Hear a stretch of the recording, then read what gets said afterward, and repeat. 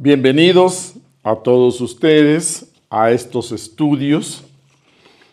Comencemos con esta vivencia, esta experiencia directa de nuestro venerable maestro Samael Aún Weor en sus investigaciones realizadas allá en el mundo astral.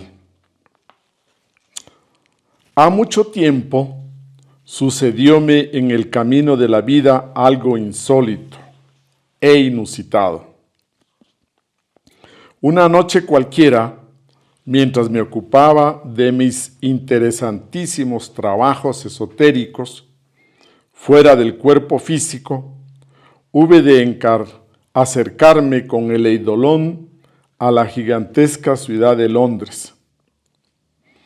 Recuerdo con claridad que al pasar por cierto lugar de aquella urbe, pude percibir con asombro místico el aura amarilla resplandeciente de cierto joven inteligente que en una esquina se encontraba. Penetré en un café muy elegante de aquella metrópoli y sentándome ante una mesa, comenté el sobredicho caso con una persona de cierta edad, que lentamente saboreaba en una taza el contenido delicioso de aquella bebida arabesca. De pronto, algo inusitado sucede. Un personaje se acerca a nosotros y se sienta a nuestro lado. Al observarlo detenidamente, pude verificar con gran asombro que se trataba del mismo joven de resplandeciente aura amarilla que momentos antes me había asombrado. Después de las consabidas presentaciones, vine a saber que tal sujeto era nada menos que aquel que en vida escribiera el Fausto. Quiero referirme a Goethe o Goethe. En el mundo astral suceden maravillas, hechos extraordinarios, prodigios.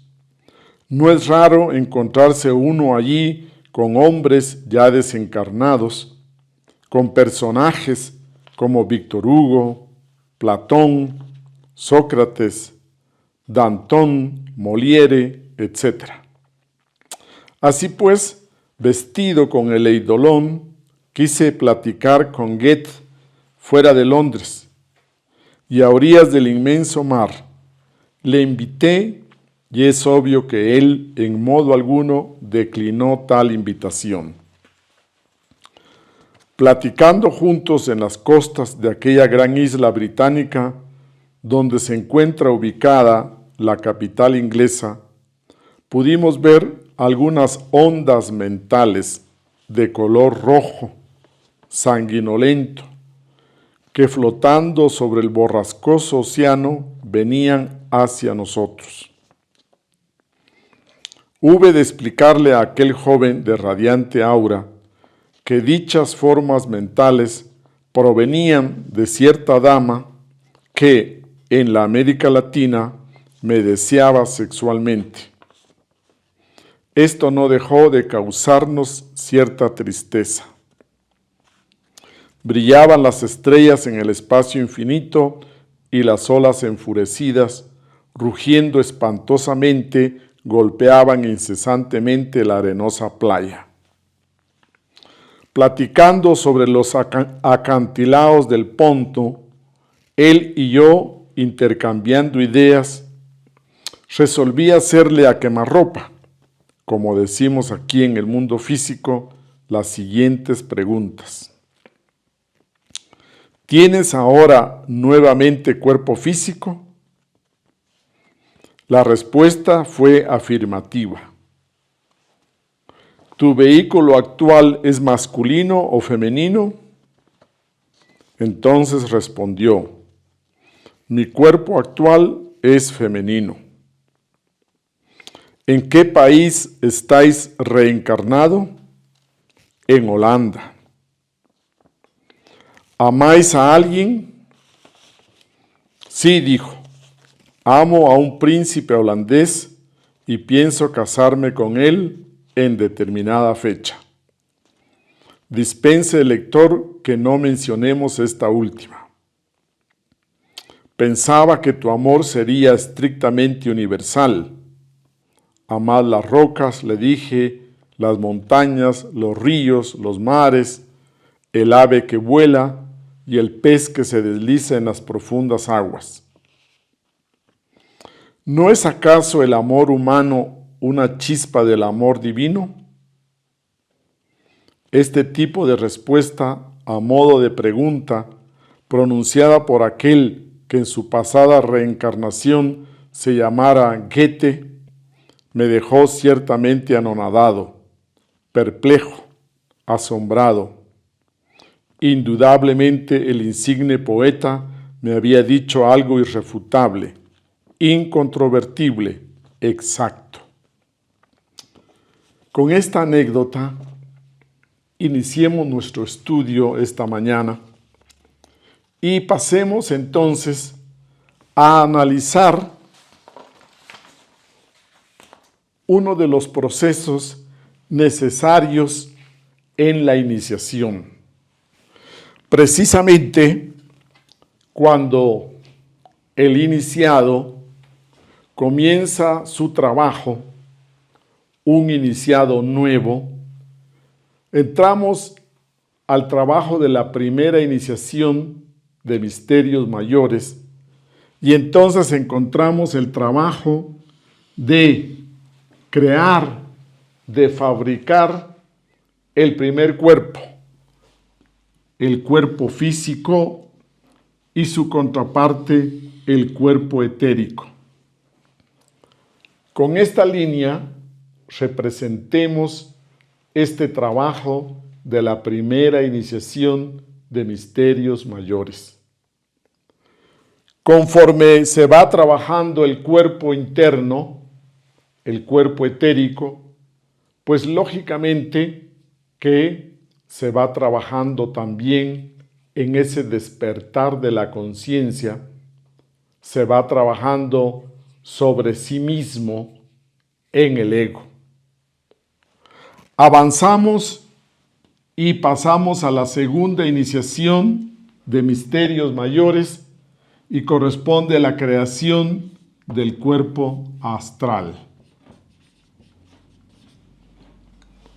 Cada uno de estas iniciaciones implica el trabajo sobre los procesos alquímicos de crear estos cuerpos y simultáneamente, equilibradamente, ir trabajando sobre el ego para ir despertando esa conciencia.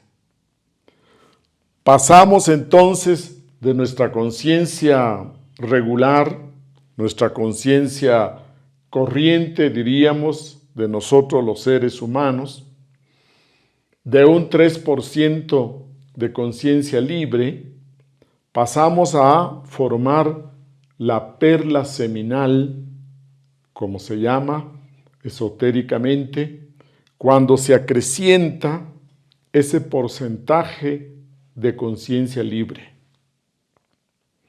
Continuamos entonces y pasamos a crear el tercer cuerpo en la tercera iniciación, el cuerpo mental, existencial, un cuerpo desarrollado, creado deliberadamente en base a un trabajo alquímico de la transmutación de nuestras energías sexuales.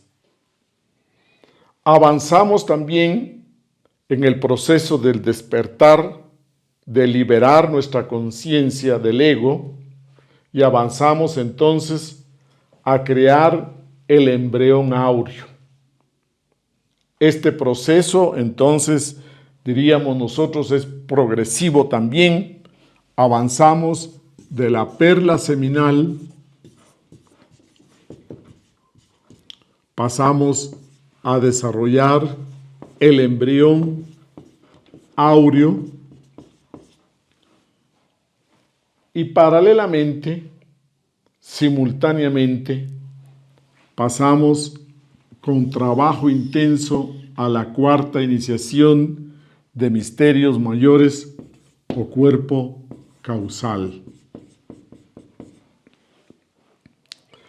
Hasta ahí, diríamos nosotros, en este proceso de crecimiento interior, vamos avanzando de tal manera que el iniciado nuevo, este nuevo iniciado, comienza ya a tener esas vivencias directas en los mundos internos.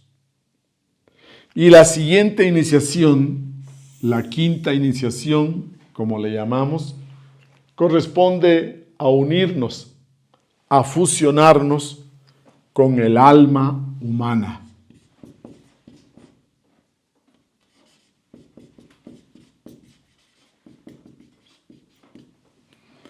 Esta quinta iniciación es muy importante porque en ese punto nosotros alcanzamos la auténtica estatura, nivel de seres humanos, porque encarnamos nuestra alma y entonces esa conciencia que era incipiente ahora logra manifestarse de una mejor manera. Y el nivel interno de nuestro ser entonces es el de un auténtico ser humano y nosotros hablamos de que el siguiente paso es hablar del bodhisattva o bodhisattva, que implica conciencia despierta. Además de crear esta estructura interior, ya vamos logrando ese despertar de conciencia y en esta quinta iniciación diríamos que el alma humana se integra completamente a esa fracción que tenemos de alma que es nuestra esencia. Esta esencia que simplemente, o diríamos más bien escasamente, no es más que una fracción del alma humana, es la que anima normalmente en nosotros los comunes y corrientes, es la que anima estos cuerpos lunares. Pero cuando el iniciado ya va formando estos cuerpos superiores existenciales, pues lógicamente que los yoes o el ego que enfrascan esta esencia también van disminuyendo y se va dando ese proceso del despertar, la quinta iniciación de misterios mayores, donde nosotros podríamos decir que se encarna por primera vez el alma humana. Este proceso es muy importante porque aquí entonces se habla que comienza, se da el nacimiento. Se da el nacimiento y la manifestación de nuestro ser interno, nuestro espíritu divino. Recordemos que un espíritu se es, ya somos espíritu, mientras que un alma se tiene, se construye, se logra. No son sinónimos, como hemos estudiado. El espíritu es lo que somos, es espíritu inmortal, eterno, mientras que el alma ya es un cuerpo que necesitamos nosotros integrarlo a nuestra estructura. Y cuando aparece entonces la siguiente iniciación, encontramos nosotros el alma divina. Si aquí encontrábamos nosotros la quinta iniciación,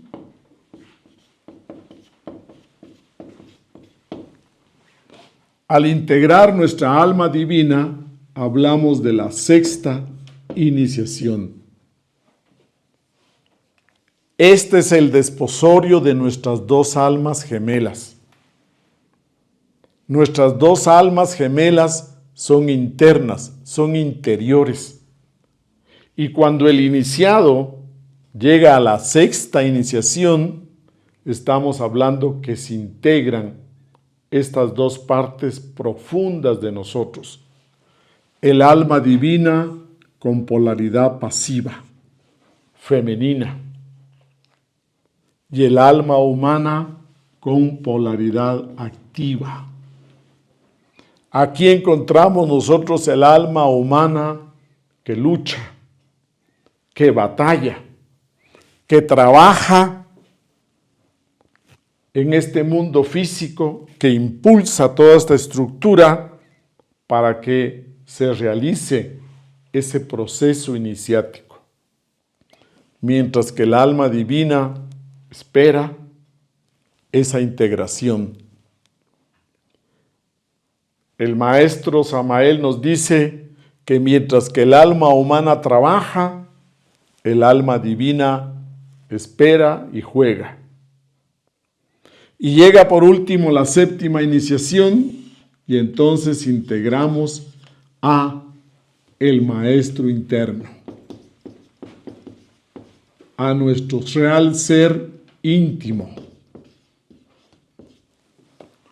Nuestro real ser íntimo, nuestro ser interior, o como le llamamos en términos sánscritos, aquí encontraríamos nosotros Atman, aquí le llamamos Buddhi, y aquí le llamamos Manas. Atman, Buddhi y Manas conforman los tres cuerpos superiores o la mónada. Resulta entonces que cuando se realiza todo este trabajo, hablamos que un maestro nuevo se ha iluminado, que un maestro nuevo ha nacido. Y este nuevo maestro, con toda esta estructura, pues puede manifestarse en el mundo físico, en el mundo astral, mental, causal, en el mundo del espíritu puro.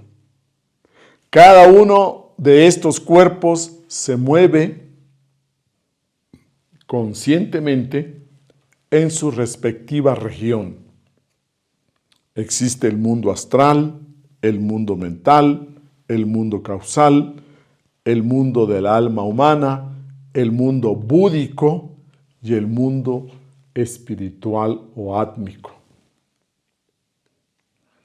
En este proceso, nosotros diríamos que veríamos el trabajo de un nuevo iniciado, el trabajo de un nuevo maestro que ha despertado, que se ha iluminado.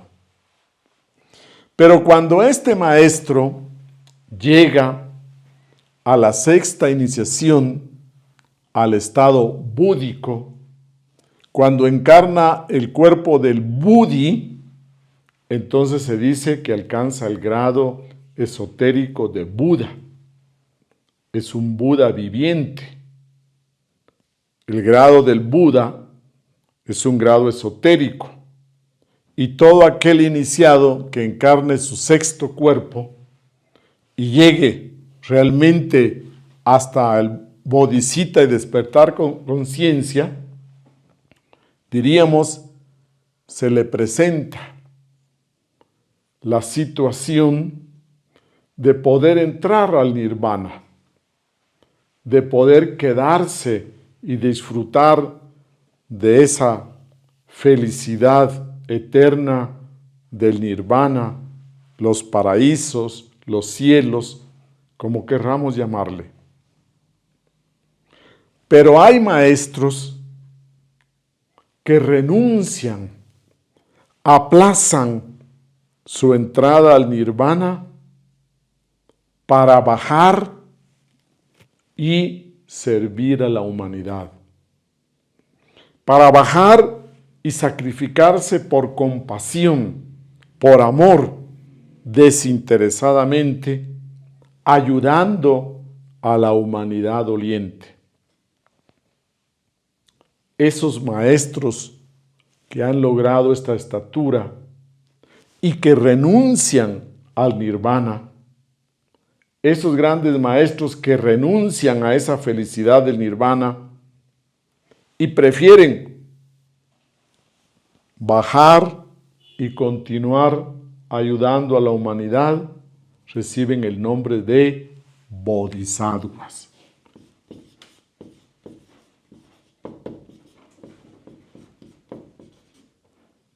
Esta palabra de bodhisattva o bodhisattva es una palabra sánscrita y quiere decir aquellos seres de una estatura espiritual alta que tuvieron la posibilidad de entrar al nirvana, pero que renuncian, aplazan, no entran al nirvana, sino que prefieren continuar en el samsara para ayudar por amor consciente, por compasión a la humanidad, reciben el nombre de bodhisattva.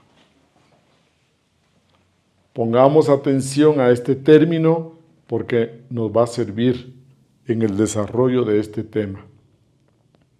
El bodhisattva se le llama a la parte, pongámosle aquí con rojo, a la parte de el alma humana revestida de sus cuerpos internos.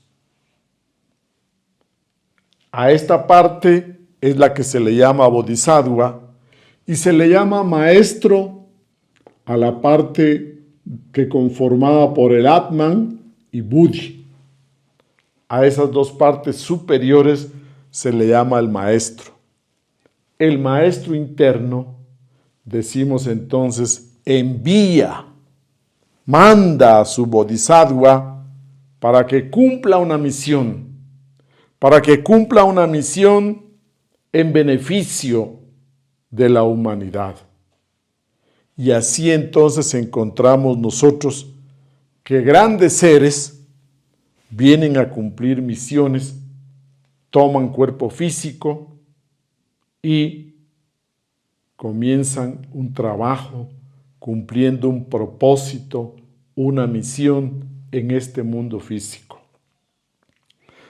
Repito, la palabra bodhisattva hace alusión al alma humana encarnada en la quinta iniciación de misterios mayores y revestida de estos 4 cuerpos existenciales para cumplir una misión.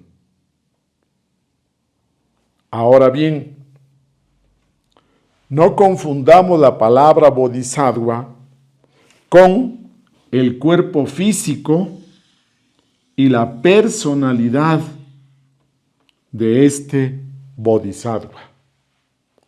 La personalidad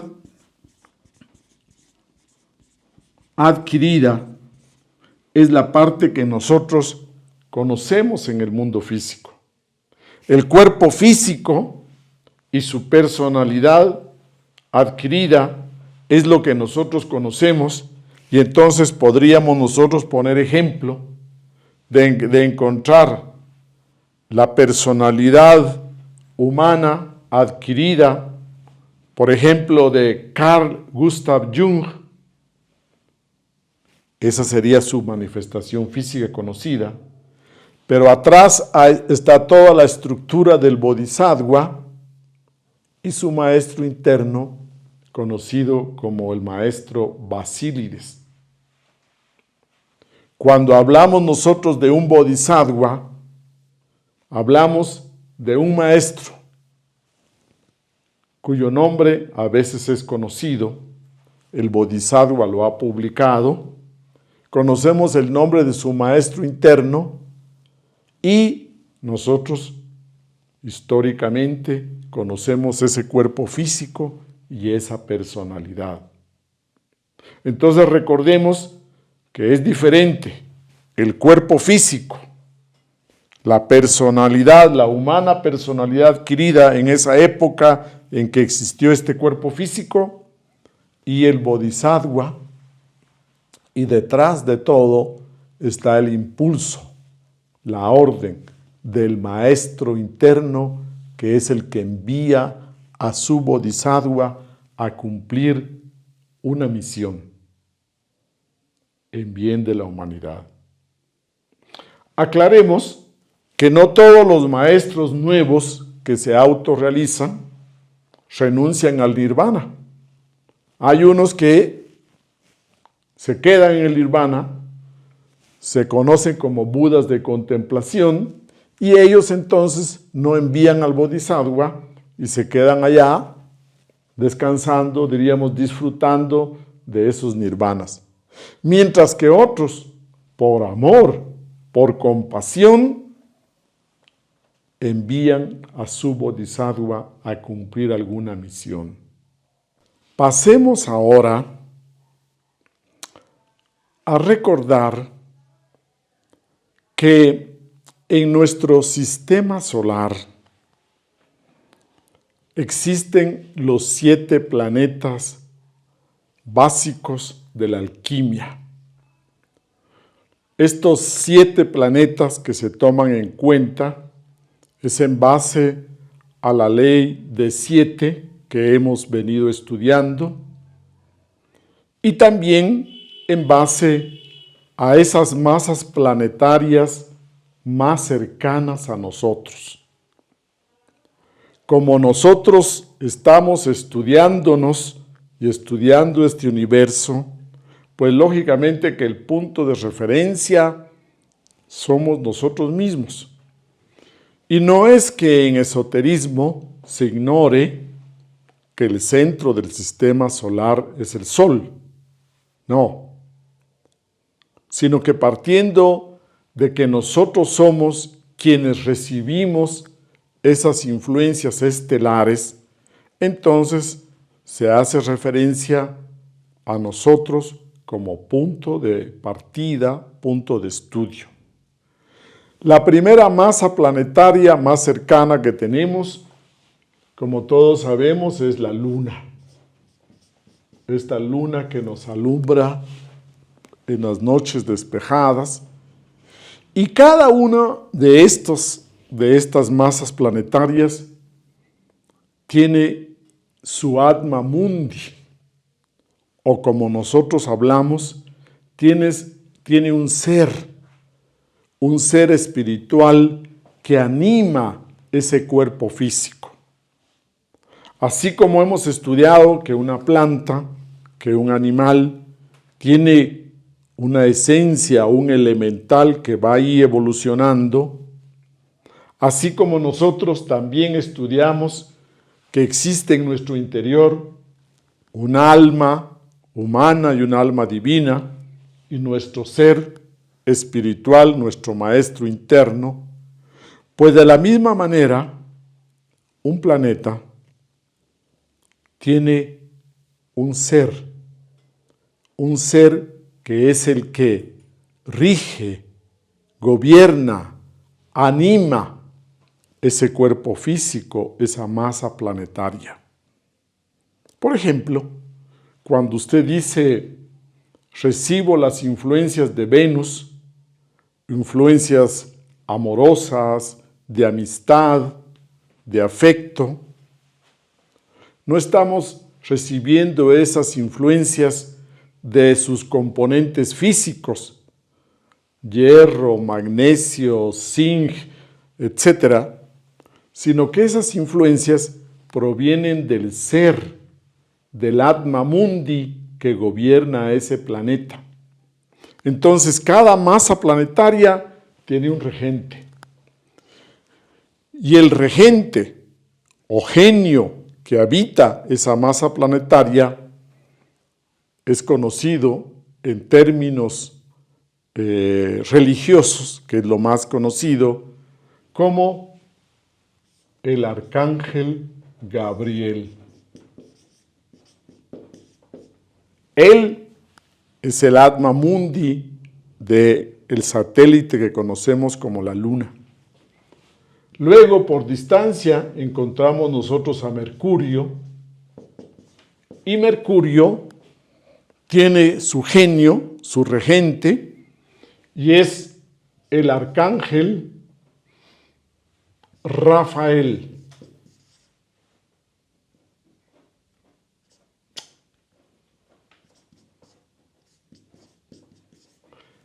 Estas terminaciones, él, generalmente vienen de la raíz hebrea, y ahí esta terminación implica un ser espiritual de un alto nivel.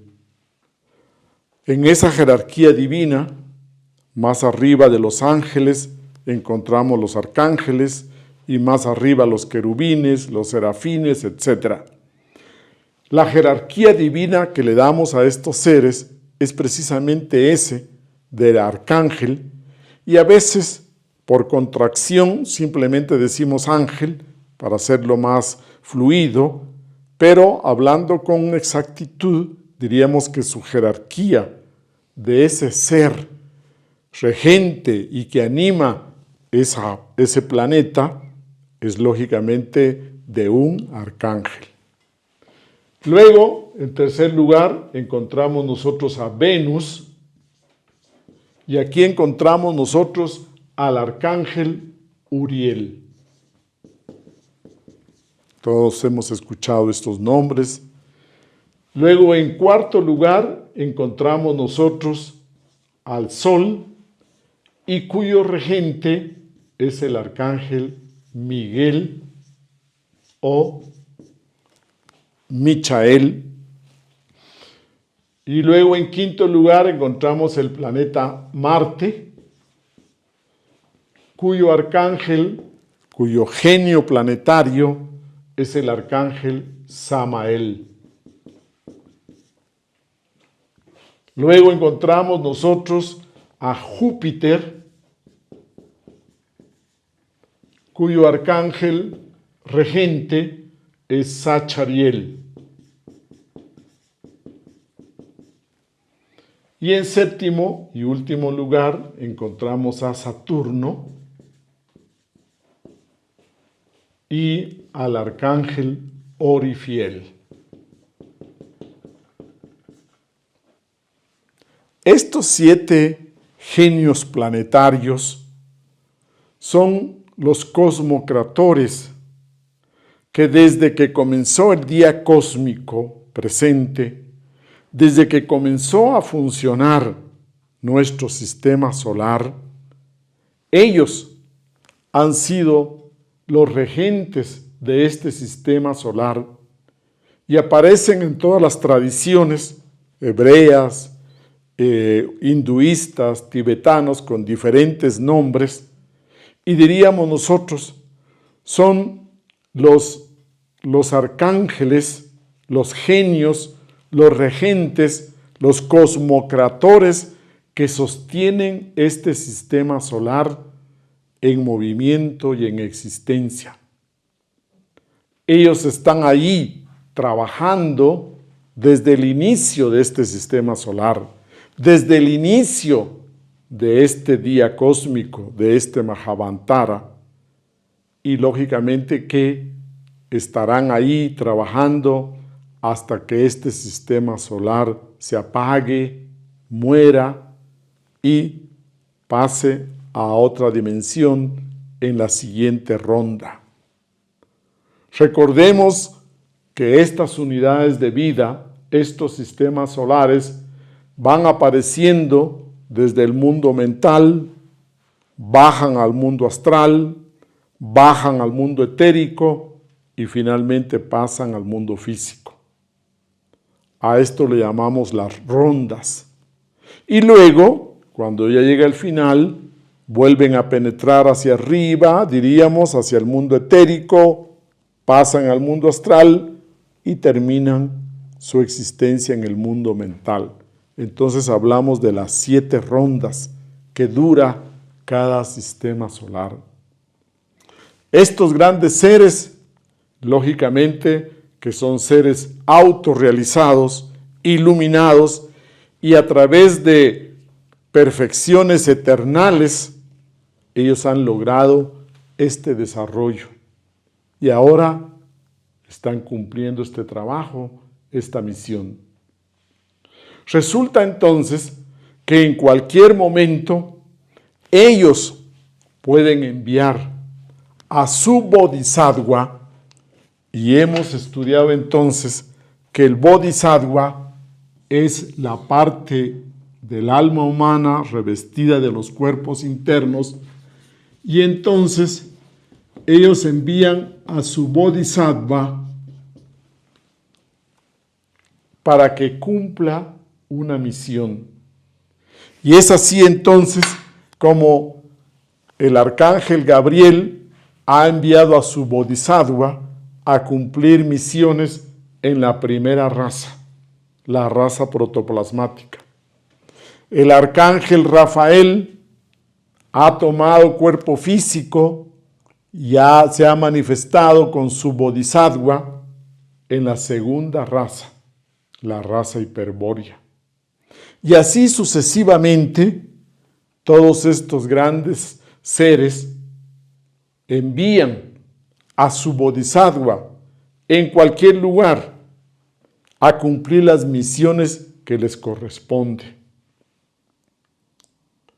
Actualmente, nosotros que somos los habitantes de la raza aria, pues encontramos que a lo largo de la historia ellos envían a sus bodhisattvas para que vayan ganando más conciencia, para que vayan adquiriendo mayor desarrollo interior y vayan cumpliendo por amor ciertas misiones. Hablemos entonces que el arcángel Samael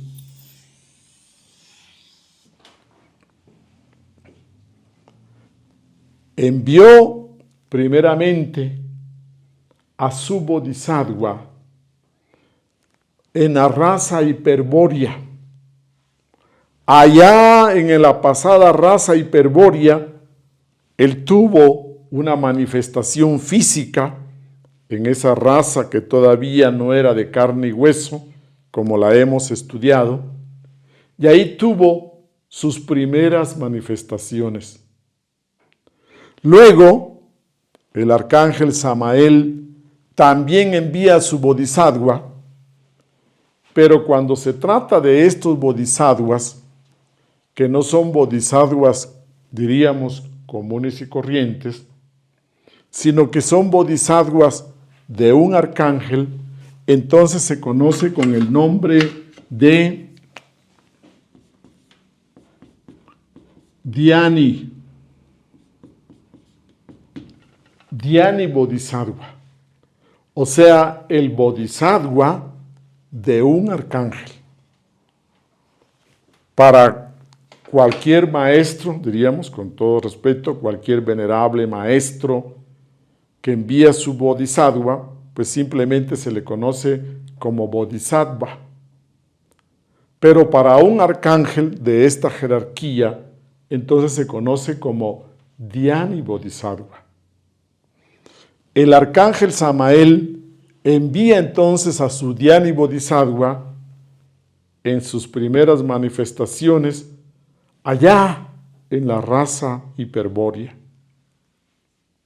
Luego se manifiesta también en la siguiente raza, la raza Lemur, y allí en la raza Lemur, en la tercera, anotemos este dato que es importante, en la tercera subraza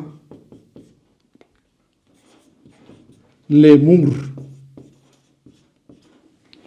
Allí en la tercera subraza Lemur, él es testigo de la salida del Edén. El bodhisattva del arcángel Samael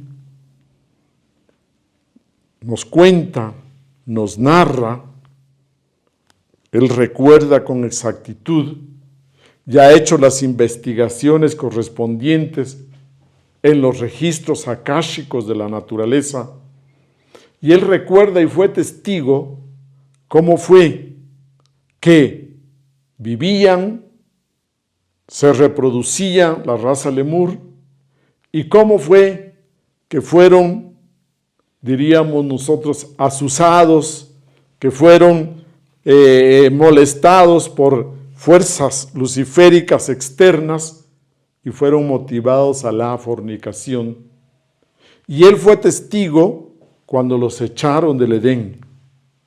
Y parte de la salida del Edén, él la recuerda y la ha investigado con precisión.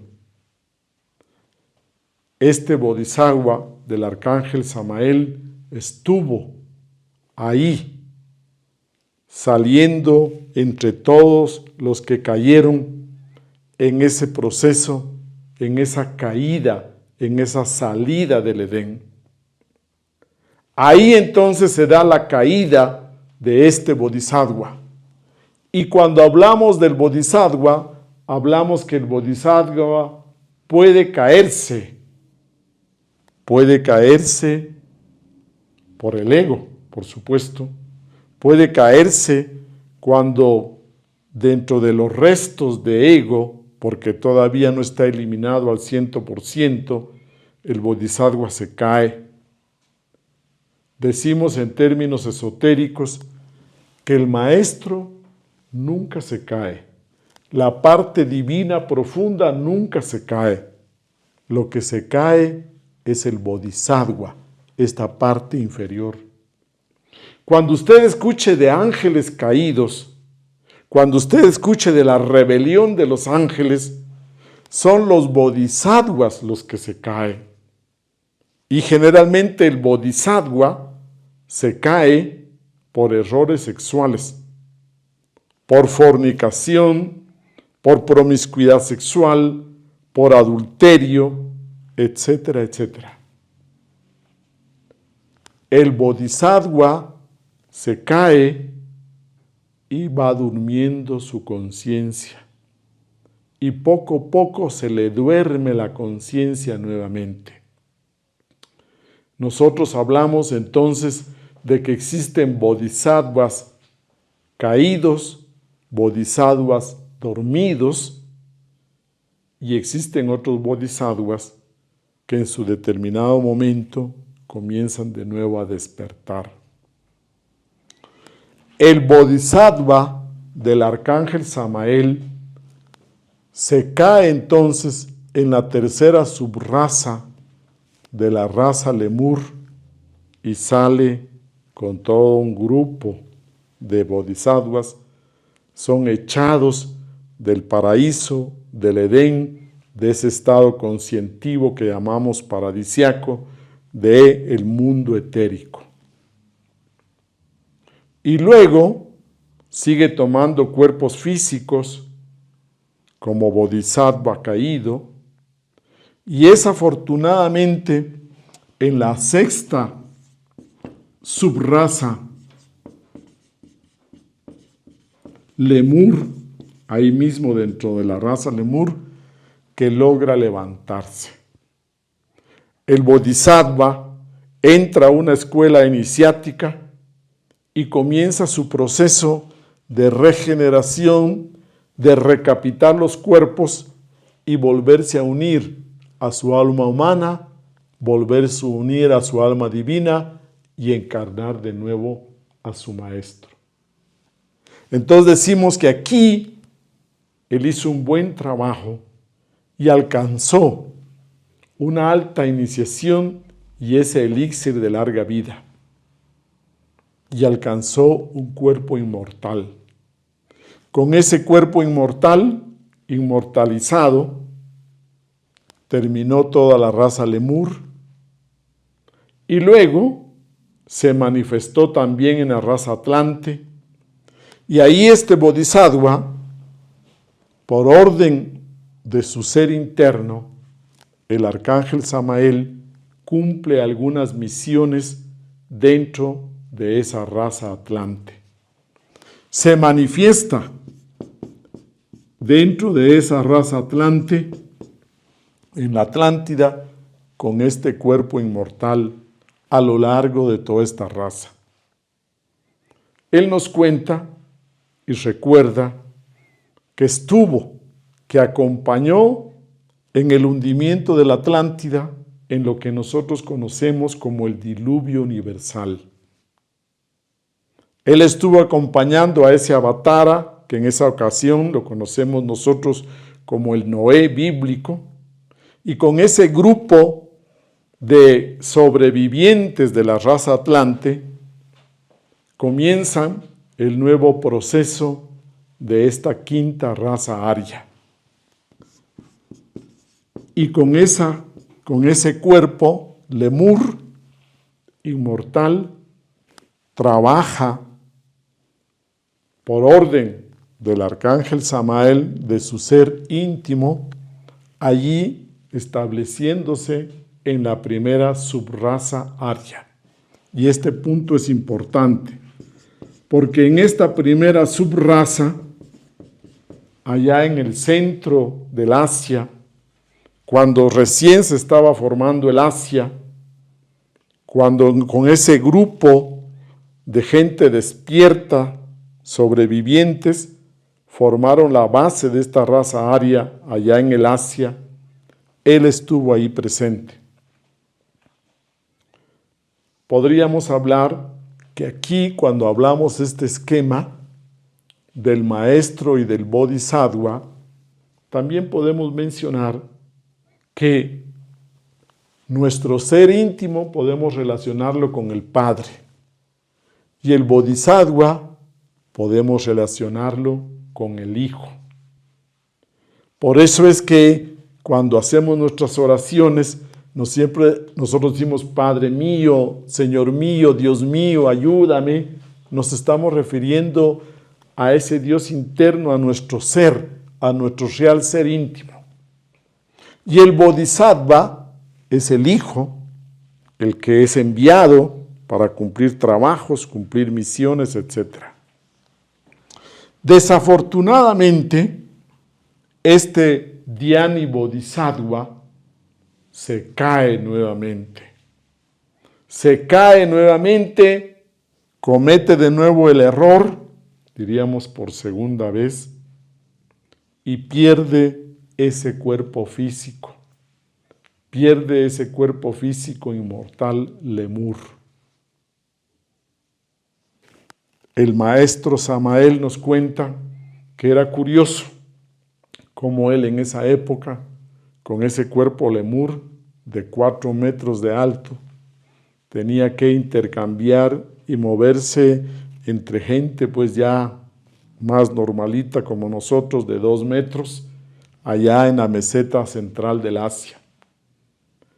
Ahí pierde este cuerpo físico, se cae nuevamente y entonces se separa de su ser, del arcángel Samael, y comienza a pagar karma por todos estos errores. Y él recuerda todas sus vidas pasadas.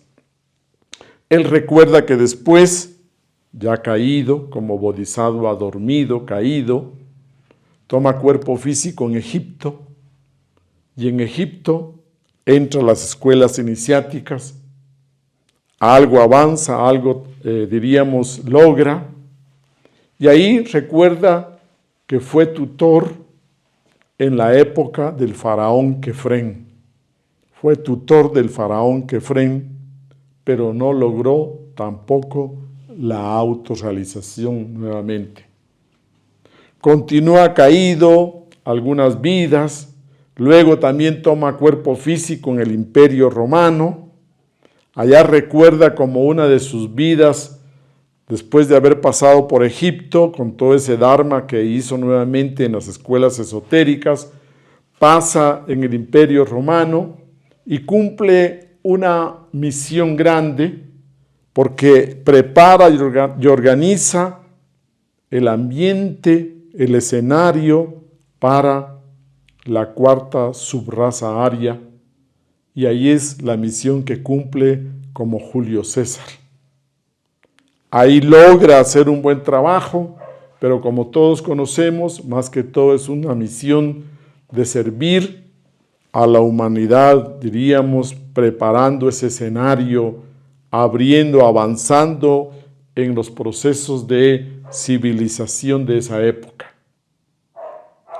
Luego toma varios cuerpos físicos ahí mismo en el Imperio Romano, y ahí nos cuenta que también conoció a los cristianos primitivos, perteneció a los cristianos primitivos, estuvo con cuerpo físico cuando Pablo llegó a evangelizar esas tierras, y él también murió en esos circos romanos cuando los cristianos eran sacrificados públicamente.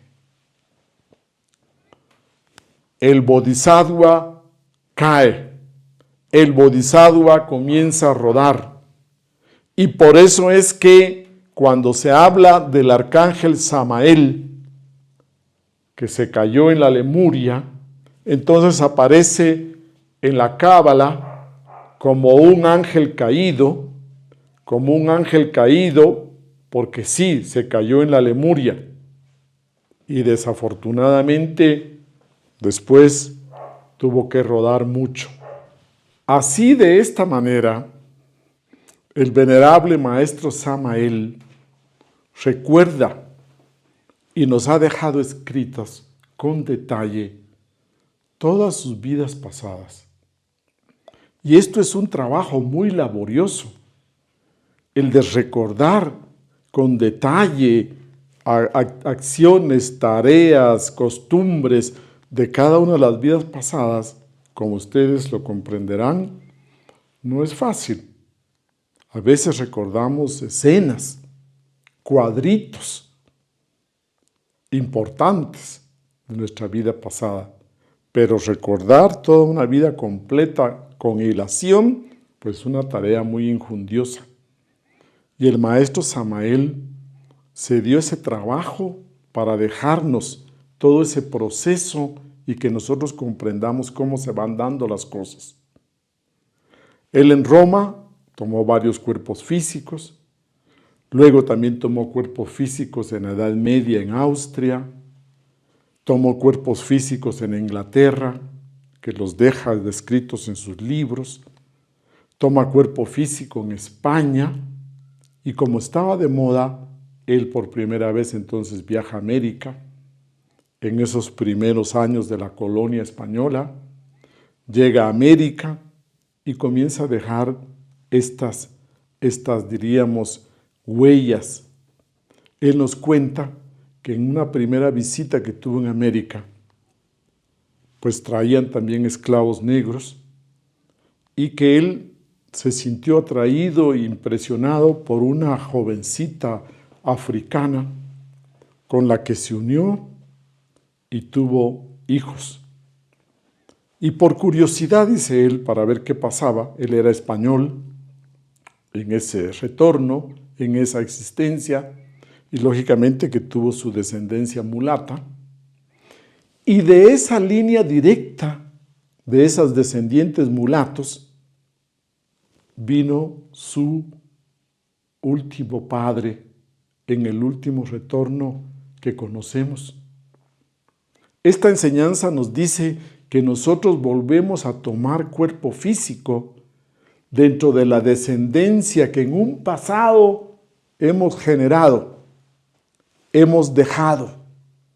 Entonces Samael aún peor nos narra que quien fue su padre en este último retorno era un hombre de descendencia mulata, que venía de la línea de directa descendiente de esa vez que se unió con una jovencita africana.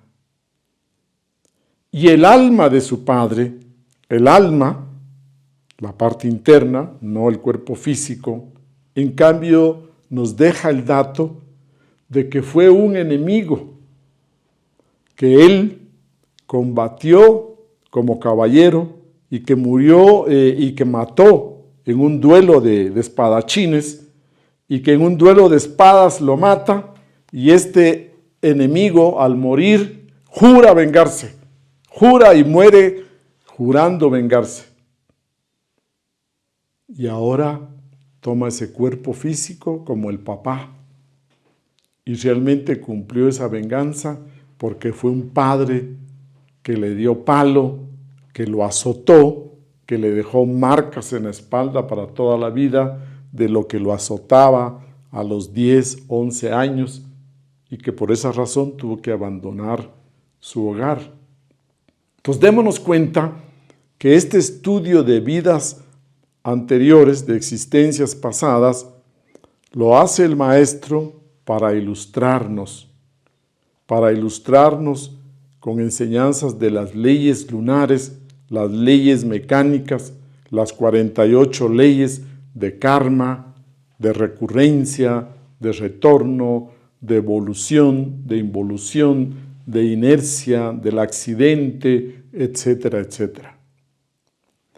Nos sigue contando el maestro que entonces este bodhisattva caído rodó y rodó con muchas existencias, cada vez con más dolor, con más sufrimiento, con más karma, y la penúltima vida fue en México, donde estuvo en la revolución de Pancho Villa, y luego toma cuerpo físico y nace en la ciudad de Bogotá, Colombia, el 6 de marzo de 1917.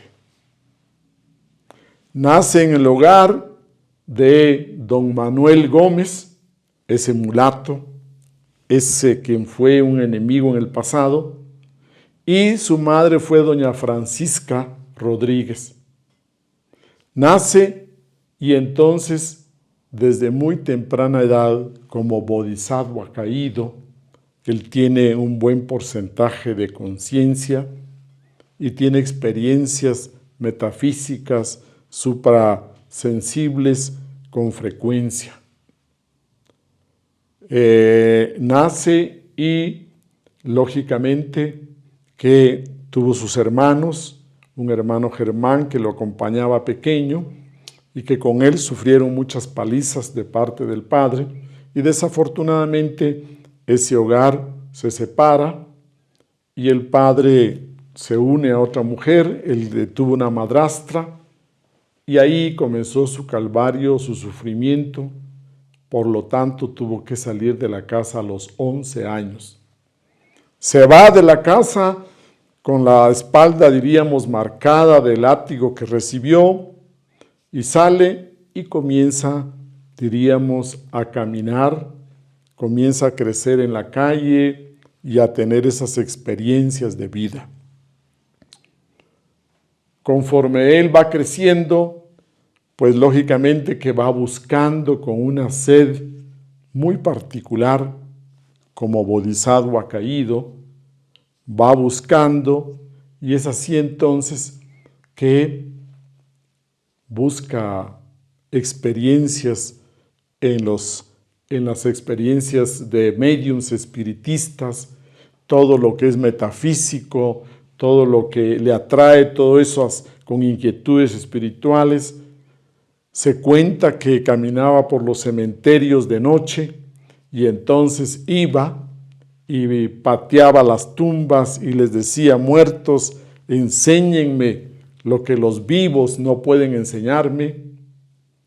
Y así comienza él su estudio espiritual. A los 17 años ya se había leído toda la biblioteca de la Sociedad Teosófica, las obras de Elena Petronila Blavatsky, se había leído todos los tomos de la doctrina secreta, de la Isis sin velo, etc. A los 17 años, este jovencito, crecido en la calle, diríamos,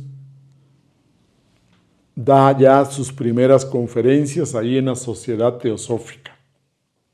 Luego pasa a la Escuela Antigua Rosacruz, del maestro Wiracocha, del doctor Krumheller, donde también se devora de extremo a extremo toda la biblioteca Rosacruz, y es así como él alcanza una preparación, diríamos, esotérica muy particular. Generalmente hablamos de que él,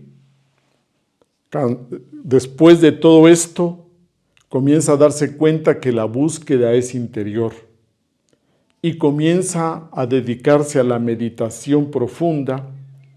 Bien documentado, él se dedica entonces al trabajo sobre sí mismo, a la meditación. Y es así que entonces en 1947 logra despertar conciencia. En 1947 se integra a su ser interior aún peor. Y ese ser íntimo entonces aparece con el nombre de Aún Beor, que traducido diríamos al lenguaje común y corriente, Aún hace alusión, ya sabemos el mantra Aún, a la divinidad. Y Beor, verbo. Hablamos nosotros de verbo divino, de verbo de Dios. Este maestro interno despierta y entonces comienza ya a dar sus primeras enseñanzas y a reunir a sus primeros discípulos. Él logra entonces encontrarse con los primeros discípulos y en base a esto viaja hasta el Caribe, a la zona de Santa Marta, a un pueblito conocido como Ciénega, y ahí pasa a la Sierra Nevada de Santa Marta. Reúne ahí los primeros discípulos y diríamos se reencuentra con almas que en el pasado también habían estado con él.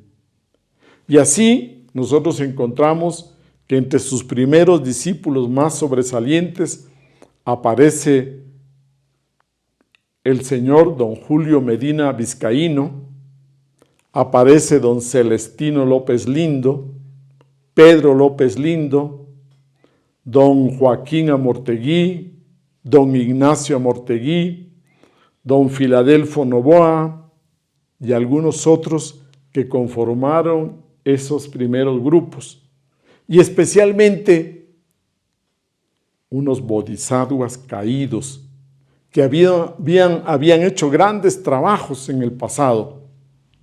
Pongamos un ejemplo entre tantos. Un maestro interno conocido como Johannes, que había hecho y trabajado con su bodhisattva, quien pasó a la historia como Juan de Patmos, el que escribió el Apocalipsis de la Biblia. Ese bodhisattva que estaba caído, precisamente también atraído por la fuerza y por la recurrencia de Samael, entonces forman ese primer círculo de discípulos cercanos. Y sobresale, en este caso, vale mencionarnos que sobresale el apoyo de don Julio Medina Vizcaíno como discípulo, que era un hombre que contaba con un buen nivel social, miembro del Club Rotario a lo largo de toda su vida, que era un empresario con recursos económicos, y entonces él, como discípulo, viene a ser un auspiciante, y él recibe todo el apoyo, y el maestro entonces allá en la sierra, rodeado de los campesinos, de los lugareños de la Sierra Nevada de Santa Marta, y con el apoyo de don Julio Medina Vizcaíno logra entonces escribir su primer libro, que se llamó La puerta de entrada a la iniciación, y que luego se le cambió el nombre para que fuera más comercial, El matrimonio perfecto. Y a partir de ahí entonces, don Julio Medina Vizcaíno se encarga de editar, de financiar, de publicar, de distribuir las obras del venerable maestro Samael. Y además, él escribe los prólogos de todas estas obras que constan y que todavía los encontramos en algunas ediciones. Y en la primera edición, él escribe todos los prólogos. El venerable maestro Samael Aún Weor, entonces, comienza su proceso de recapitular todos sus cuerpos internos. Comienza y recapitula rápidamente el cuerpo astral, el cuerpo mental, el cuerpo causal. Y lo interesante es que él, conforme avanzaba en recapitular sus iniciaciones, él iba escribiendo una obra para cada uno de los procesos. Cuando estaba levantando el cuerpo etérico existencial, pues entonces escribe todos los detalles de ese proceso. Cuando pasó a recapitular el cuerpo astral, escribe ese libro que conocemos como Las 7 palabras. Cuando recapituló todo el proceso del cuerpo mental, escribe la obra Rosa Ígnea. Cuando trabaja el cuerpo causal, escribe la obra Voluntad Cristo. Es decir, que con todo el material que él iba vivenciando, que él iba experimentando en sus procesos iniciáticos, él nos dejó ese legado para que nosotros, al aspirar a la iniciación, pudiéramos tener una guía exacta. La idea del maestro fue dejar un cuerpo de enseñanza completo, un cuerpo de doctrina completo, que nos diera los detalles del proceso del despertar de la conciencia. Conforme él fue pasando pruebas iniciáticas, y creando esos cuerpos, y levantando las serpientes de fuego, la serpiente Kundalini, y avanzando en las 33 vértebras con ese desarrollo del fuego interior, él fue explicando y escribiendo las pruebas, los detalles, los requisitos, los méritos que se necesitaban para ir logrando esos avances iniciáticos. Para su grupo de discípulos fue una gran ayuda que él le lanzara las pruebas iniciáticas de los 4 elementos, que él los asesorara, los ayudara para ir pasando estas pruebas. Y así fue como esos discípulos directos, esos primeros discípulos de la Sierra Nevada de Santa Marta, avanzaron y fueron despertando. Y a ellos, entonces, él en 1948 recibe la orden de crear, de fundar una organización para poder transmitir y difundir estas enseñanzas. Reciben la orden en lo interno de crear el movimiento gnóstico universal. Así se llamó originalmente. Él explicaba que era un movimiento porque era algo activo, donde la gente podría entrar, subir y salirse como un tren en movimiento, cada uno entra en diferente parada y sale en diferente parada. Entonces él le llamó Movimiento Gnóstico Internacional, Universal, y con ese nombre comenzó su primera tarea. Después de haber despertado y unido a su ser íntimo aún peor, el maestro entonces, en el 27 de octubre de 54, 27 de octubre de 1954, él encarna al ser Samael, a su arcángel, a ese padre interno, a Samael, de donde proviene su mónada. Encarna entonces a Samael y a partir de ese momento ya lo conocemos como Samael aún peor. Samael aún peor es la encarnación del quinto arcángel, el arcángel regente de Marte, el genio de Marte. Y Marte es el planeta de la fuerza, de la lucha, de la batalla, de la guerra. Y él nos trae una enseñanza que precisamente trae toda esa fuerza de combate, de guerra contra las fuerzas del mal de esta época.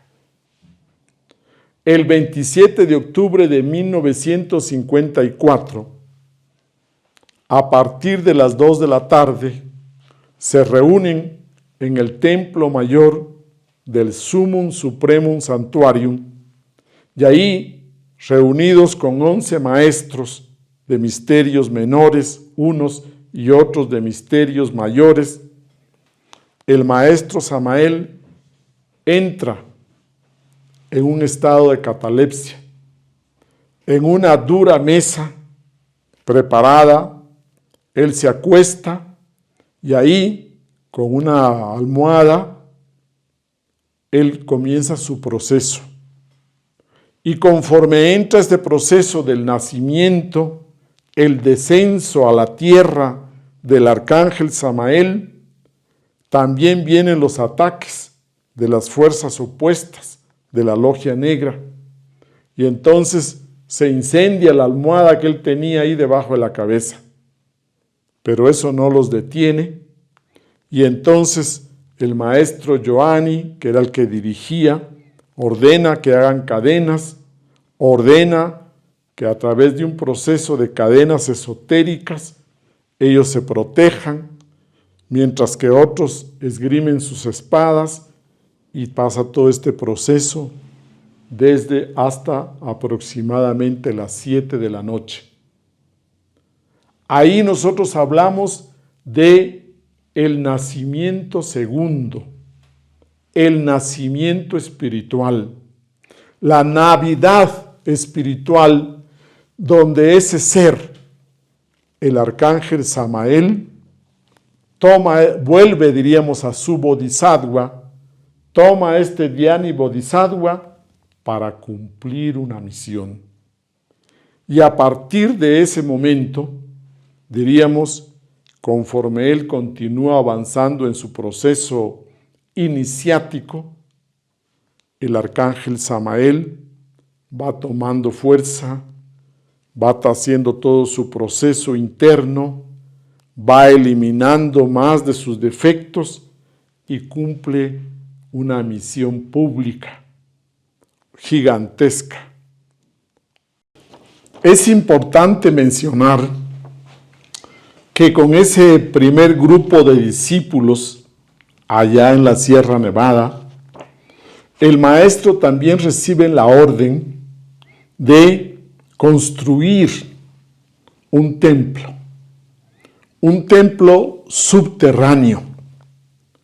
Y ahí, en el corazón de esas montañas de la Sierra Nevada, en un punto específico, como lo ven en esta foto, ustedes podrán todavía encontrar restos de lo que fue este templo de misterios mayores subterráneo y que fue cavado por estos primeros discípulos y que con los escasos recursos de esa época lo pudieron realizar bajo la dirección directa del maestro Samael.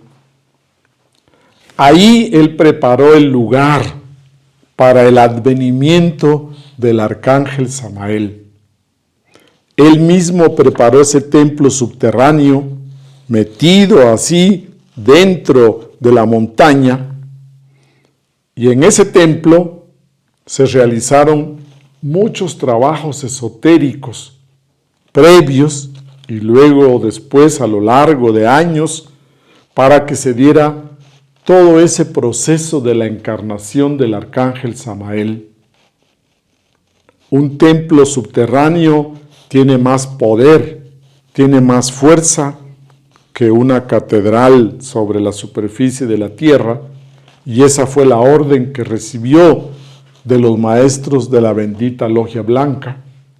Y diríamos que ese trabajo sirvió de base para que también a lo largo de trabajos esotéricos se proyectara la enseñanza gnóstica, primeramente en Colombia, en Sudamérica y luego en México. Y de ahí a todo el mundo. Entonces, señores, vamos ahora a leer una cita bíblica donde se menciona pues a este quinto arcángel. Y a este quinto arcángel se le menciona como el quinto ángel del Apocalipsis. El quinto de los 7, esos 7 espíritus delante del trono del Señor.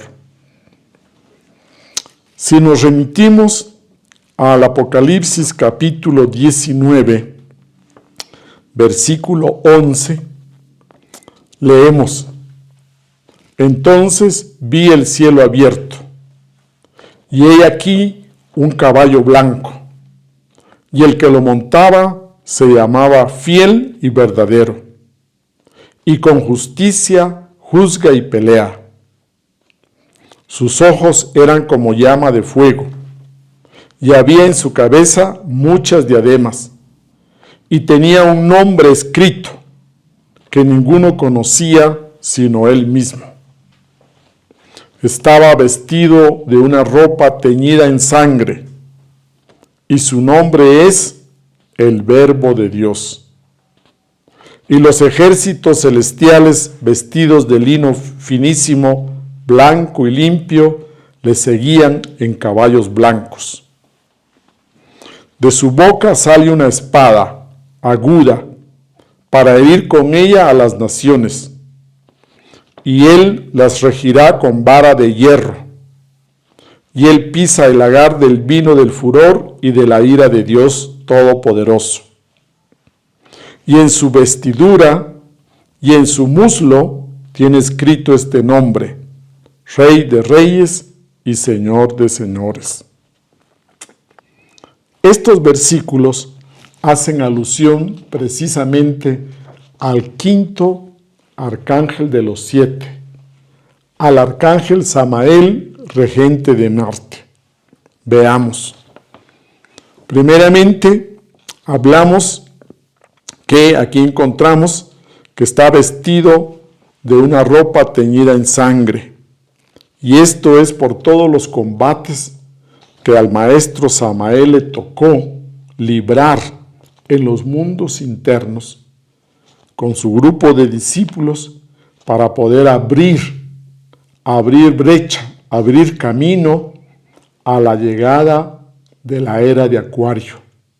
Él fue el precursor de la era de Acuario y desde 1948 él comenzó a anunciar la llegada de la era de Acuario para 1962.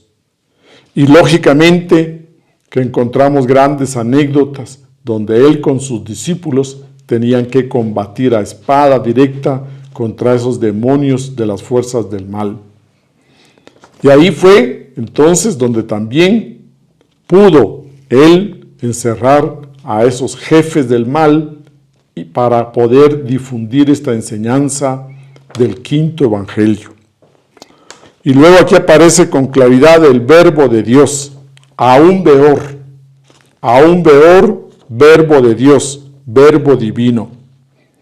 Y los ejércitos celestiales, vestidos de lino finísimo, blanco y limpio. Esto simboliza los maestros de la logia blanca, toda la caballería de la logia blanca que le acompañó en esta misión que vino desde la orden de los maestros de la logia blanca. Y de la boca sale una espada aguda, es decir, sus enseñanzas, el verbo de Dios, el verbo divino, que realmente confronta a toda esa perversidad que tenemos actualmente. Su enseñanza, que la dejó a lo largo de 64 obras escritas, sin derechos de autor, él públicamente lo dijo, que no exigía, que no quería derechos de autor para que no hubieran recargos en los costos, para que los libros realmente fueran al menor costo posible, para que estuviera al alcance de todos. Él nunca recibió regalías por sus obras escritas. Y entonces en el muslo tiene escrito este nombre, Rey de Reyes y Señor de Señores. ¿Por qué tiene escrito esto en el muslo? Porque el muslo representa aspecto sexual y el poder de un rey no está en la cabeza, no está en la frente, no está en la corona, sino el poder de un rey más bien está allí, en su poder sexual. Ese es el simbolismo de que en el muslo, diríamos las pantorrillas, el muslo siempre representan una manifestación sexual. Luego también encontramos en el versículo 17 del capítulo 9, y dice, y vi a un ángel que estaba en pie en el sol, y clamó con gran voz diciendo a todas las aves que vuelan en medio del cielo, venid y congregaos a la gran cena de Dios, para que comáis carne de reyes y de capitanes, y carnes de fuertes, carnes de caballos y de sus jinetes, y carnes de todos, libres y esclavos, pequeños y grandes. Y vi a la bestia, a los reyes de la tierra y a sus ejércitos, reunidos para guerrear contra el que montaba el caballo y contra su ejército. Y la bestia fue apresada, y con ella el falso profeta que había hecho delante de ellas las señales con las cuales había engañado a los que recibieron la marca de la bestia y habían adorado su imagen. Estos dos fueron lanzados vivos dentro de un lago de fuego que arde con azufre. Y los demás fueron muertos con la espada que salía de la boca del que montaba el caballo. Y todas las aves se saciaron de las carnes de ellos. En este capítulo 19 del Apocalipsis encontramos que todo lo que aparece como hierro se refiere precisamente a Marte, porque el metal de Marte es el hierro. Y aquí encontramos entonces la tarea, la misión para poder difundir el quinto evangelio, la castidad científica, en esta época en que realmente se necesita, en esta época de tanta confusión. Y luego, en el Apocalipsis capítulo 20, versículo 1 al 3, encontramos: vi a un ángel que descendía del cielo, con la llave del abismo y una gran cadena en la mano. y prendió al dragón, la serpiente antigua, que es el diablo y Satanás, y lo ató por 1000 años, y lo arrojó al abismo, y lo encerró, y puso su sello sobre él, para que no engañase más a las naciones, hasta que fuesen cumplidos 1000 años, y después de esto debe ser desatado por un poco de tiempo. Esto fue una parte muy importante de su misión. 1000 años cabalísticamente representa uno. Por una era, por esta era de Acuario, por esta era de luz, Samael ha encerrado a este jerarca del mal, a este jerarca infernal, para que podamos nosotros disfrutar de este conocimiento espiritual. Ustedes han visto que ha salido a la luz pública muchas enseñanzas espirituales. Estas enseñanzas espirituales para el despertar de la conciencia, para el despertar espiritual, se han podido hacer públicas gracias precisamente a ese trabajo de encerrar a esas jerarquías diabólicas por 1000 años, por una era. Y entonces, cada vez que nosotros podamos entrar a nuestras prácticas de meditación, a nuestras prácticas espirituales, recordemos que estamos en una época en que recibimos influencias positivas, que hay espacio creado, que hay un ambiente preparado para que nosotros hagamos ese trabajo espiritual. La humanidad cada vez se polariza más. Gente que buscamos ese despertar de la conciencia y gente que se entrega completamente a las fuerzas oscuras. Veamos entonces, de acuerdo a sus investigaciones, experiencias internas, esta vivencia que nos ha dejado en uno de sus libros fundamentales, el maestro Samael.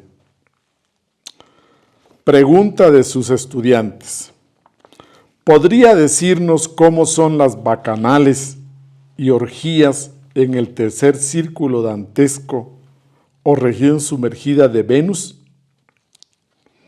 Señores, señoras, al escuchar esta pregunta, viene a mi memoria aquellos tiempos de la juventud. Entonces, yo también concurrí a los grandes festines donde brillaban, en medio del bullicio y de la fiesta, noches de borrasca y de orgía, que solo dejaban amarguras, remordimientos de conciencia, etcétera, etcétera. Después de una de esas fiestas, fui llevado al tercer círculo dantesco, absolutamente consciente, vestido con mi cuerpo astral. Me senté a la cabeza de la mesa fatal de la fiesta de los demonios, cruda realidad de una materialidad espantosa, cuyo solo recuerdo conmueve las fibras más íntimas de mi alma. La mesa estaba llena de botellas de licor y viandas inmundas, muy especiales para glotones. En el centro de aquella mesa había una gran charola, sobre la que resaltaba una cabeza de cerdo. Horrorizado ante aquel festín macabro, horripilante, miraba con dolor el lugar de la orgía. De pronto todo cambió. Mi real ser divinal, el íntimo, aquel ángel del Apocalipsis de San Juan, que tiene en sus manos la llave del abismo, agarrándome fuertemente por un brazo, me arrancó de aquella sala, como por encanto, y arrojándome sobre una blanca sábana mortuoria que ahí había sobre el asqueante piso lleno de lodo, con una gran cadena me azotó, al tiempo que me decía: tú eres mi bodhisattva, mi alma humana, y te necesito para entregar el mensaje de la nueva era de Acuario a la humanidad. ¿Me vais a servir o qué?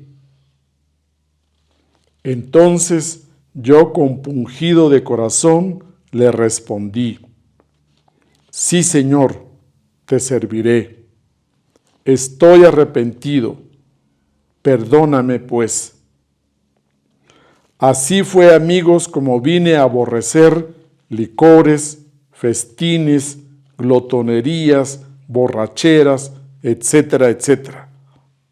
De toda esa inmundicia, lo único que resulta son las lágrimas, simbolizadas por la lluvia de esa horrible región, esas aguas pestilentes de la amargura y el lodo horroroso de la miseria.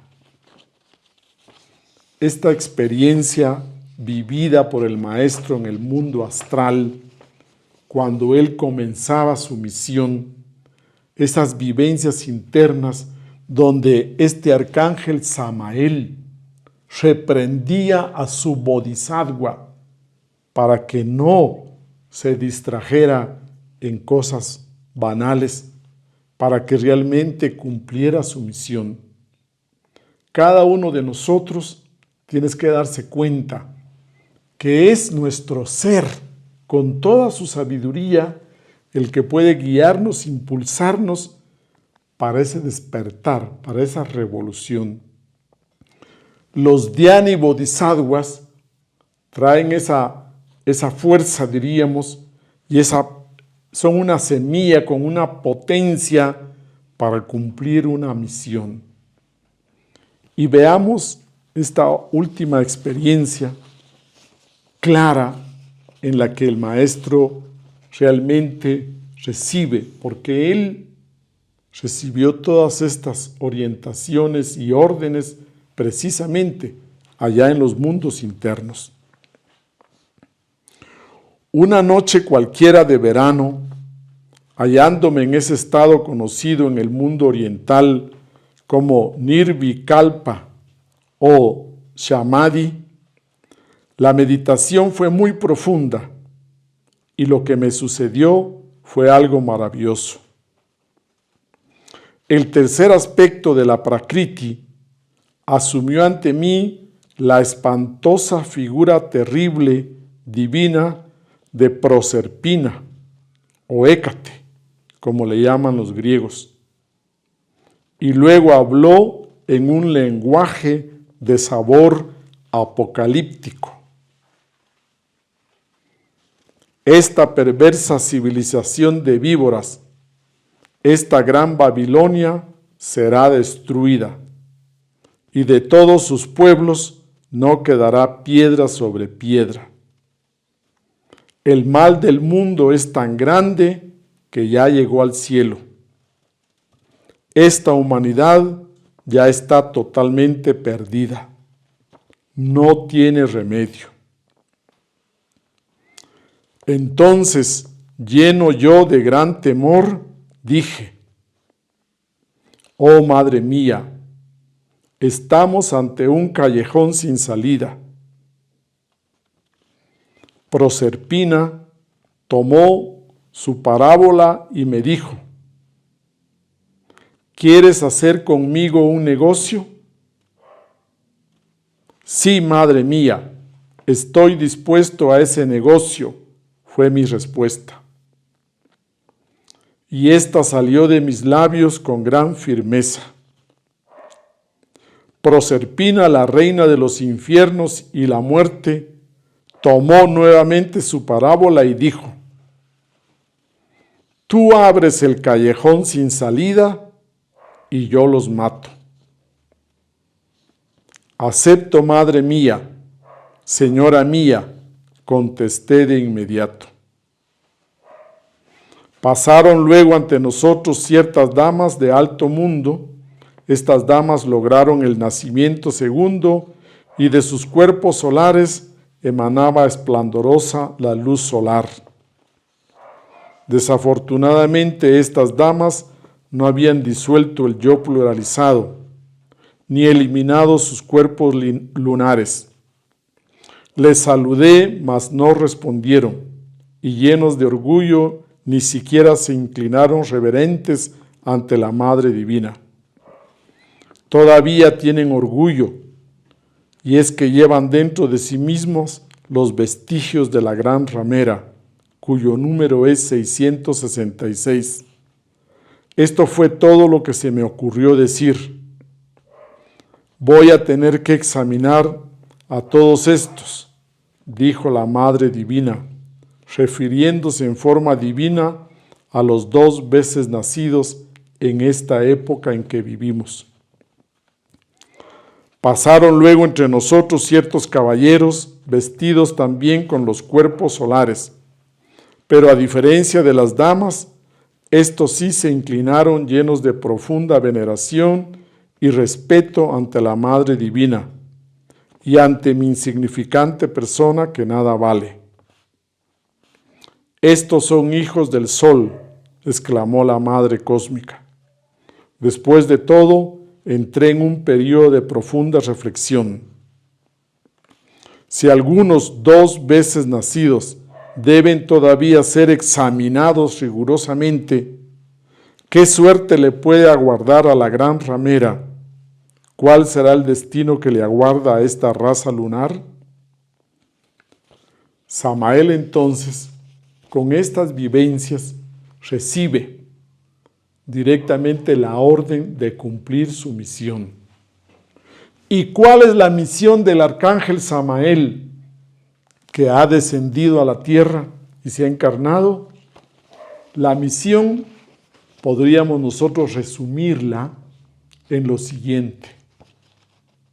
Primeramente, él hace una actualización, actualiza, revaloriza, sintetiza todas las grandes enseñanzas espirituales.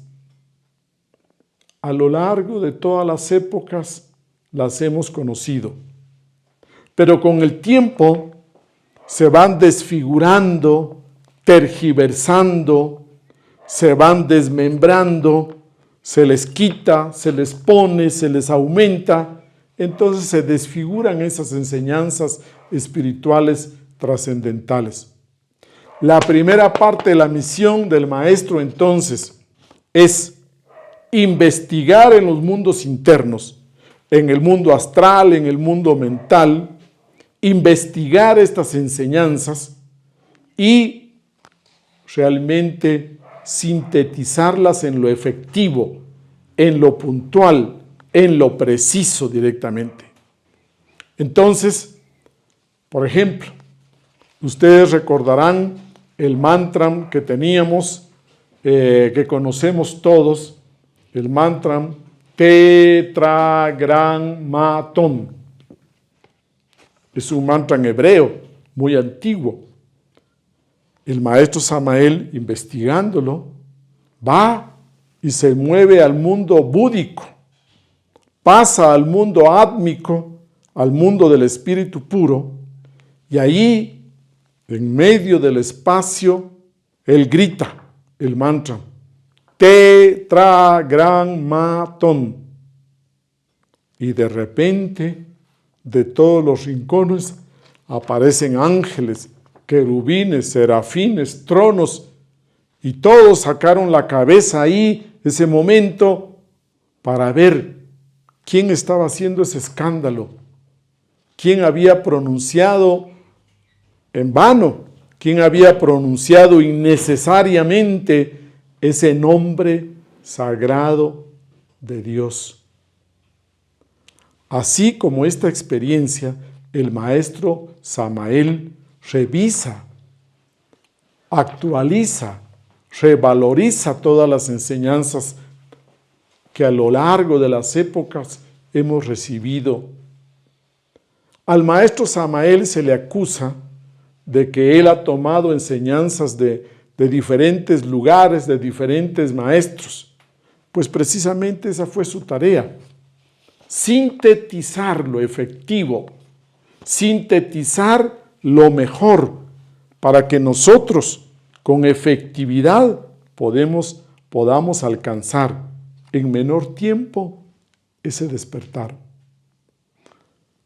El maestro entonces revisa, se entrevista con grandes maestros allá en lo interno, con ángeles, se entrevista con grandes seres para poder dejar una enseñanza, diríamos nosotros, bastante profunda y exacta. Esa es su primera misión. El segundo punto importante es develar, enseñar públicamente el gran arcano AZF. La enseñanza de la transmutación de la energía sexual en pareja, en matrimonio.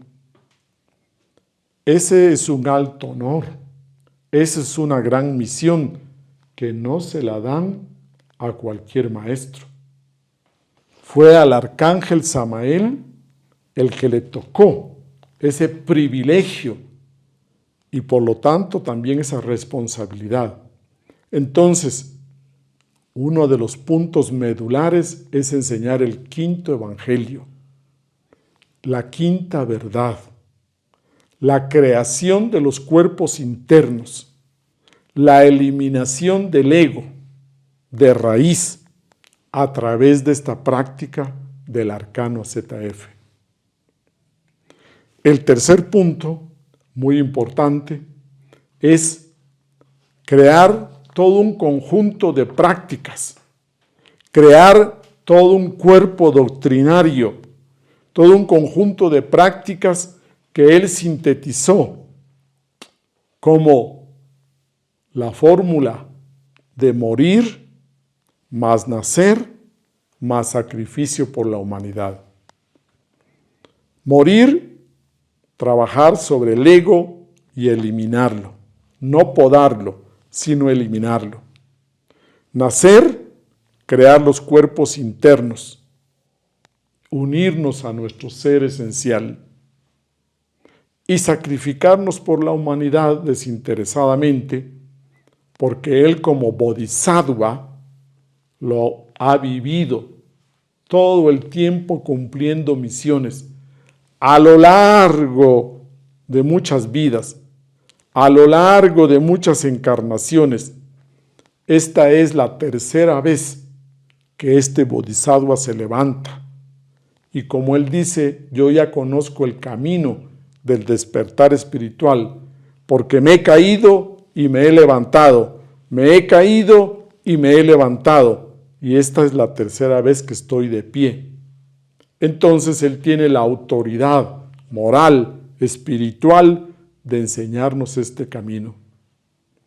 Y luego, otro punto importante es que él, el precursor de la nueva era de Acuario, el avatar de la nueva era de Acuario, el mensajero, viene a abrir esta era de Acuario y asimismo nos trae el anuncio de grandes catástrofes que se avecinan, porque nuestra raza comenzó en la era de Acuario, ha dado toda una vuelta, todo un círculo, un año sideral, y esta raza terminará precisamente durante esta era de Acuario. El maestro Samael en su libro Mirando al Misterio nos deja escrito que es aproximadamente en el año 2500 en que vendrán estas grandes catástrofes donde esta raza aria perecerá. Y lógicamente que nos da el tiempo, nos avisa con tiempo, para que podamos tener al menos unos 2 retornos más con cuerpo físico para poder hacer este trabajo del despertar espiritual.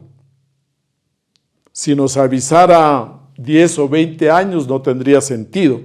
Entonces el maestro Samael desde ahora nos avisa esto para que por ahí, por el año 2500, cuando pasen todas estas grandes catástrofes, nosotros habramos podido hacer algo, poder haber tomado una decisión y haber actuado de acuerdo a esa decisión muy íntima, muy espiritual de cada uno de nosotros. Y además, a él le corresponde preparar, organizar, liderar el éxodo final de todas aquellas almas despiertas que hayan despertado para ir a ese lugar del sur de la Antártida, donde será la base para la siguiente civilización, para la siguiente raza Coradi. Como siempre ha pasado, se rescata una base de la raza que está terminando, de maestros despiertos, iniciados despiertos, para que sirvan de base a esa futura raza. Hablamos nosotros que el maestro Samael es uno de los pocos maestros que nos deja investigaciones hechas en los mundos internos. Busquen ustedes, estudien, lean a todos estos grandes maestros de la Logia Blanca que han cumplido misión, que han hecho lo mejor que han podido, cada uno ha hecho lo mejor que ha podido, y vean ustedes la diferencia. El maestro Samael a cada paso deja sus investigaciones en el mundo astral, en el mundo mental, en el mundo causal, en el mundo búdico, en el mundo espiritual, etcétera, en todas esas regiones y con sus habitantes. Él deja investigaciones impresionantes, por ejemplo, en las infradimensiones y los habitantes de las infradimensiones. Él deja investigaciones, por ejemplo, de ese trabajo que dejó Salomón.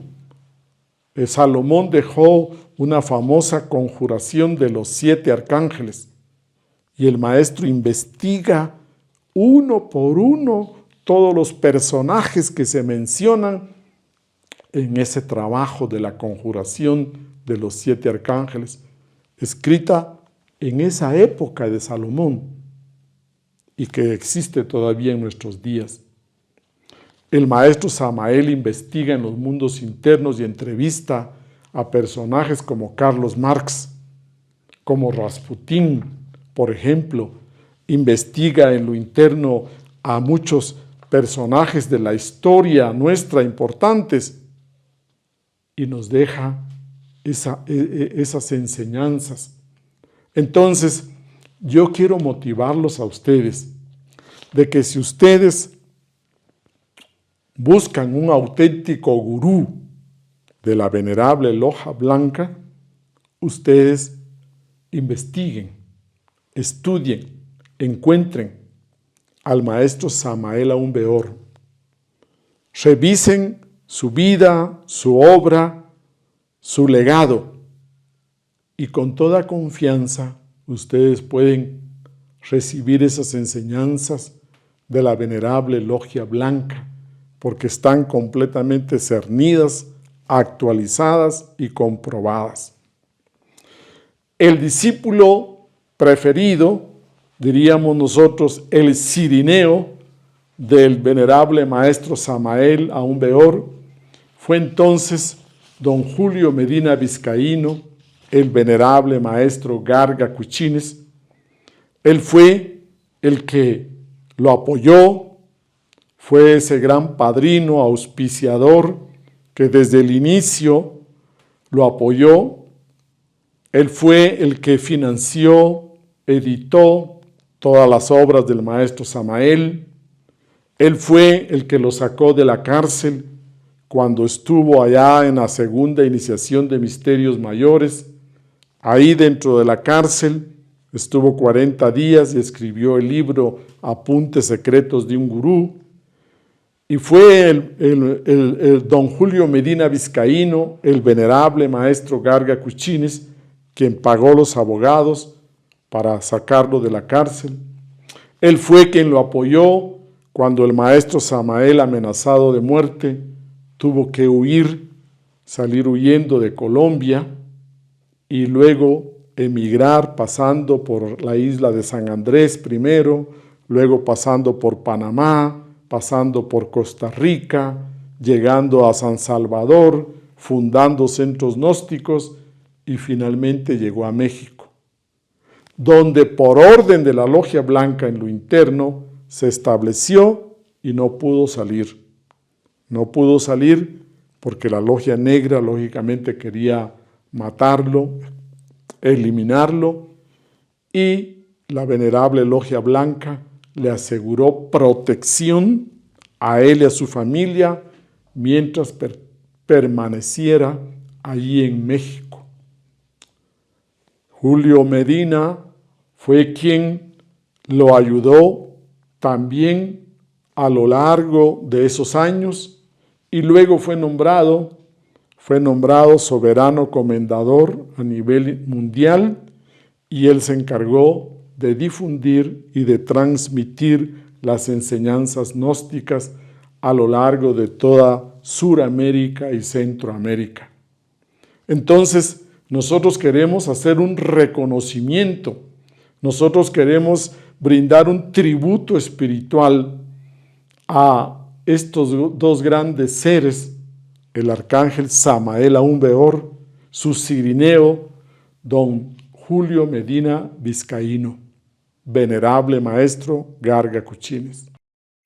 Muy importante que nosotros hagamos mención de una carta escrita y firmada por el venerable maestro Samael Aún Weor, con fecha México, julio 14, año 2 de la era de Acuario, o sea, 1964. Julio Medina B. Garga Kuchines, paz inverencial. Adorable e inmortal ser, salutaciones y adoraciones. En esta carta, como acostumbraba el maestro Samael, le escribía y le tocaba diferentes puntos del trabajo administrativo, de difusión, etc. Y en uno de sus apartados, entonces, dice: mi caso, dos puntos. El caso mío es que no puedo viajar fuera de México. Ya no es ni por cuestión de papeles, porque realmente bien podría salir con un pasaporte mexicano, bajo bandera mexicana. Lo que sucede es que mi gurú me prohibió rotundamente salir de México. Textualmente me dijo mi gurú lo siguiente: tú no debes salir de México, tú tienes que vivir en México toda la vida. Aquí tú aprenderás muchas teorías, aquí escribirás muchos libros y tendrás pesos como para que puedas vivir. Maestro, le dije, si esa es tu voluntad, te obedeceré. Yo a ti te obedezco porque tú me sacaste de las tinieblas a la luz. Y cuando pasemos más allá, aquello que no tiene nombre, te seguiré obedeciendo, porque tú eres mi padre. Entonces mi gurú respondió: sí, tú eres mi hijo.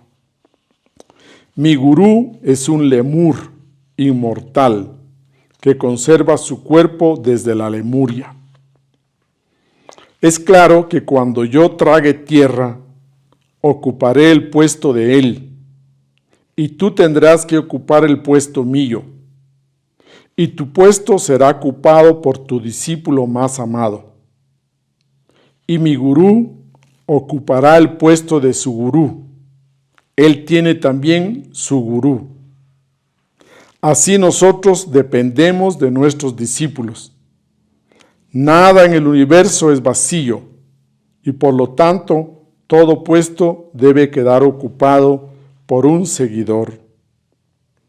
Mi gurú necesita que yo ocupe su puesto y yo necesito que tú ocupes mi puesto. Ahora os ruego que prepares muy bien a uno que pueda ocupar tu puesto en su día y en su hora, cuando tú pases a ocupar mi puesto. Es necesario saber que mi puesto solo lo puedes ocupar tú. Así debes comprenderlo. Es necesario comprender que alguien debe ocupar tu puesto y que solo tú y nadie más que tú debes preparar a ese alguien, porque de lo contrario, tú y yo y mi gurú quedaríamos detenidos en nuestro ascenso. Haced pues la obra bien hecha.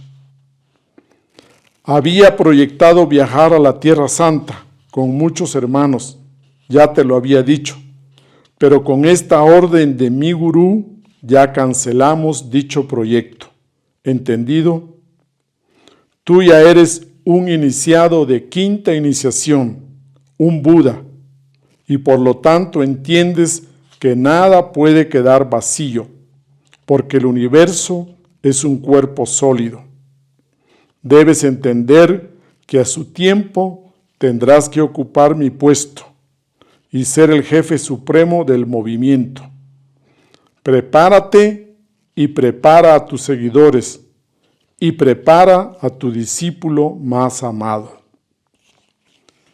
Con este hermoso documento, el maestro Samael, desde el año de 1964, año 2 de Acuario, había dejado pues su voluntad expresa de esa sucesión patriarcal. Y gracias a ello y a todos los grandes maestros, a todos los venerables maestros que rodearon al maestro Samael, pudimos nosotros recibir estas enseñanzas en la actualidad. Todos ellos, todo el grupo de venerables maestros, grandes iniciados que rodearon a Samael, hicieron lo mejor que pudieron. Todos ellos entregaron su mejor esfuerzo y gracias a ello tenemos esta obra que está en los 4 puntos cardinales de nuestro planeta. Terminemos diciendo que el 27 de octubre de cada año nosotros rendimos un tributo espiritual y agradecemos estas enseñanzas que nos han sacado de la oscuridad, del dolor, de la inconsciencia. Agradecemos a nuestros venerables maestros de la bendita Logia Blanca. Hasta luego, hasta la próxima.